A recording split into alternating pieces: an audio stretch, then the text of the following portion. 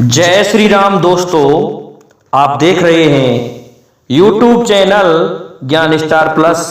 तो दोस्तों, आप सभी का हार्दिक स्वागत और अभिनंदन। दोस्तों, जिन भाइयों ने अभी तक हमारे चैनल को सब्सक्राइब नहीं किया है तो वो सब्सक्राइब कर लें। दोस्तों, बहुत सुंदर पहेली लेकर के उपस्थित हुए हैं। पहेली इस प्रकार से है कि मरा चोर चोरी करे और जीत की नार,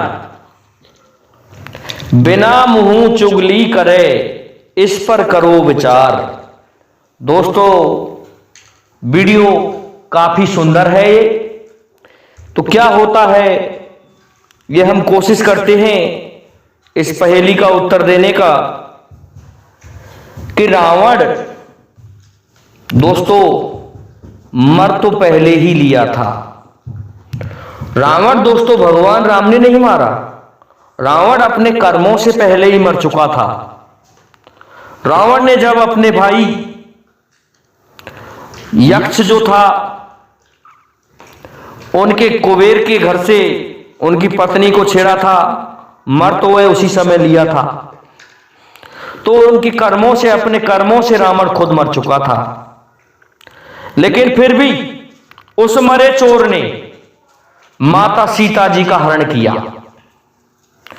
माता सीता जी का हरण करके रावण ले गया। और दोस्तों, अंततः भगवान श्री राम ने वानर सेना को एकत्रित किया, उसकी लंका को जलाया। हनुमान जी ने लंका दहन कराया। फिर भी रावण नहीं समझ पाया कि मैं मर तो पहले ही चुका हूं, मैं भगवान राम से क्या युद्ध करूंगा। दोस्तों, इस संसार में व्यक्ति किसी के मारे नहीं मरता, वो अपने कर्मों से मरता है। उसके जैसे कर्म होते हैं वैसा ही विधाता उसके लिए लिख के चलता है। तो दोस्तों, रावण ने कई पाप किए थे। रावण ने सबसे बड़ा पाप मां सीता का हरण, कुबेर की पत्नी से छेड़छाड़, और दोस्तों यहां तक है अपनी बहन शूर्पणखा के पति विद्युज्योत को भी मार दिया था। विद्युज्योत दोस्तों शूर्पणखा को अपहरण करके ले जा रहा था, लेकिन फिर भी रावण ने उसके यहां संबंध कर दिया। तो वह नाचते गाते हुए जब आ रहा था तो किसी ने चुगली कर दी थी कि रावण ये कैसा बहन हुई है जो नाचते हुए आ रहा है।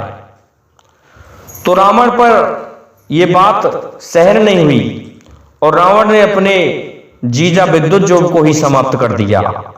तो रावण के ऐसे कर्म जिनसे वह जीवित ही मर चुका था। तो दोस्तों, पहली लाइन में लिखा है कि मरा चोर चोरी करे। तो दोस्तों, मरा चोर रावण था जिसने मां सीता की चोरी की थी। और जीत की नार, दोस्तों रावण जीत के किसको लाया था ये भी देखते हैं। आते हैं सीधे ही हम मंदौर की तरफ। मंदौर में मैदानव नाम का एक राक्षस राज करता था। दोस्तों, रावण उसके वहां पहुंचा और रावण ने वहां जाकर के धमकियां दी। तो वह कहने लगा कि रावण, तू मुझसे युद्ध करने लायक ही नहीं है, तू मेरे हाथ के बराबर भी बल नहीं है। तू ऐसा है, यदि ज्यादा बड़ा योद्धा हो गया है तो तू ऐसा कर, मुझसे तेरा पंजा लड़ा ले। इस पर रावण कहने लगा, यदि पंजा लड़ाने में तू हार गया तो रावण से वह कहने लगा कि मैं मेरी पुत्री का विवाह तेरे साथ कर दूंगा, मैं हार गया तो। और यदि रावण तू हार गया तो दोस्तों उस समय शूर्पणखा कुंवारी थी कि मैं मेरी बहन का विवाह तेरे पुत्र के साथ कर दूंगा। इस तरह से रावण में और मैदानव में शर्त लग गई थी। उस शर्त के अनुसार इन्होंने पंजा लड़ाया और इसने मंदोदरी को जबरदस्ती अपने यहां ले गया। दोस्तों, मंदोदरी से विवाह नहीं हुआ था, केवल जीत कर लाया था।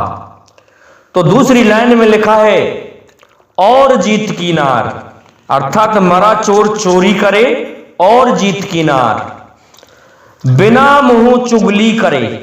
दोस्तों बात आती है कि जिसके मुंह ही नहीं है तो वो चुगली कैसे कर सकता है।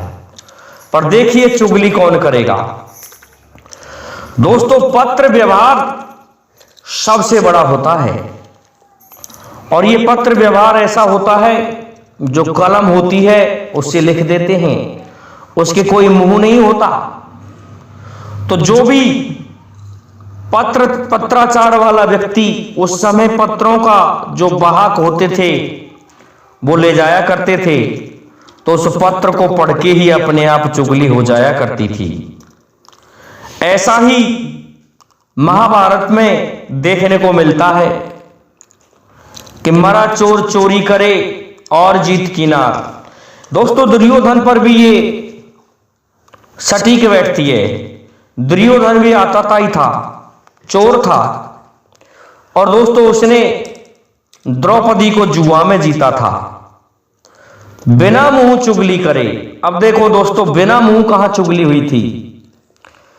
ये जब पता चला था भीष्म को कि काशीराज ने अपनी 3 कन्याओं का स्वयंवर रचाया है, तो उनके लिए कोई पत्र नहीं मिला था, कोई निमंत्रण नहीं मिला था, लेकिन एक दूत दूसरे स्थान पर निमंत्रण लेके जा रहा था। वहां पर भीष्म जा रहे थे।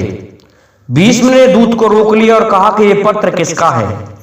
जब उस पत्र को भीष्म ने पढ़ा कि काशीराज अपनी 3 कन्याओं का स्वयंवर रचने जा रहे हैं, तो भीष्म इस बात को सहन नहीं कर सके। और भीष्म ने क्या किया दोस्तों, उन राजाओं से पूछा, किसी ने कुछ भी नहीं बताया, तो उस पत्र से ही उसके पास में चुगली पहुंच गई और भीष्म काशी की ओर चल दिए।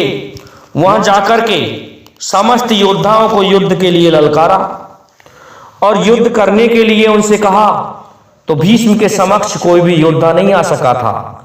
भीष्म बहुत फुर्तीला और युवकों से भी अच्छा उसका शरीर था, बाल ब्रह्मचारी रहा था दोस्तों पहले से ही, क्योंकि भीष्म नाम ही इस कारण ही पड़ा था कि मैं आजीवन विवाह नहीं करूंगा। तो भीष्म ने जाके सभी को युद्ध के लिए ललकार के काशीराज की 3 कन्याओं का अपहरण किया, अपहरण करके अपने यहां ले आया। उसका परिणाम यह हुआ कि उनमें से एक लड़की वर्ण कर चुकी थी किसी और का। उसने सोचा मुझे तो वही रख लेगा, तो उस लड़की ने कहा जिसका नाम अंबा था, कैसा है मैं किसी और का वर्ण कर चुकी हूं, मैं तुम्हारे यहां लायक नहीं हूं। जब भीष्म ने उसे शहर से विदा किया तो उधर से उस राजा ने भी उसको नहीं रखा। उसका परिणाम यह हुआ, जीत की नारी थी, लेकिन उस जीत की नारी ने, क्योंकि भीष्म अपने उस कर्म से गर्त में जा चुका था, भीष्म को वह बदला देना पड़ा। अर्जुन की ढाल बन के आया था शिखंडी, वही कन्या मर के शिखंडी के रूप में पैदा हुई और उस शिखंडी ने भीष्म को मरवा डाला। यह भीष्म को पता था कि शिखंडी नहीं, ये शिखंडनी है। इसलिए जब भी युद्ध में भीष्म के सामने शिखंडी आता था तो पिता में अपने धनुष को रख देते थे और कहते थे कि शिखंडनी चली जा, तुझ जैसियों से मैं युद्ध नहीं करता, मैं स्त्री पर कभी वार नहीं करता। तो दोस्तों मरा चोर चोरी करे और जीत की नार, बिना मुंह चुगली करे इस पर करो विचार। तो मरा चोर रावण और दुर्योधन थे और जीत की नार मंदोदरी और द्रौपदी थी। बिना मुंह के चुगली पत्र कर सकता है और कोई वस्तु ऐसी नहीं है जो बिना मुंह के चुगली कर सके। तो मैं समझता हूं श्रीमान ओम प्रकाश सिंह जी, आपको आपके प्रश्न का उत्तर मिल गया होगा। इसलिए अब आपसे मेरा निवेदन है, मेरे समस्त श्रोताओं से निवेदन है कि आप हमारे वीडियो को लाइक, शेयर और सब्सक्राइब करें, साथ ही बेल आइकन को भी प्रेस कर दें जिससे कि आने वाले वीडियो का नोटिफिकेशन आपको मिलता रहे। दोस्तों जय हिंद, जय भारत, जय जय श्री राधे, जय जय श्री राम।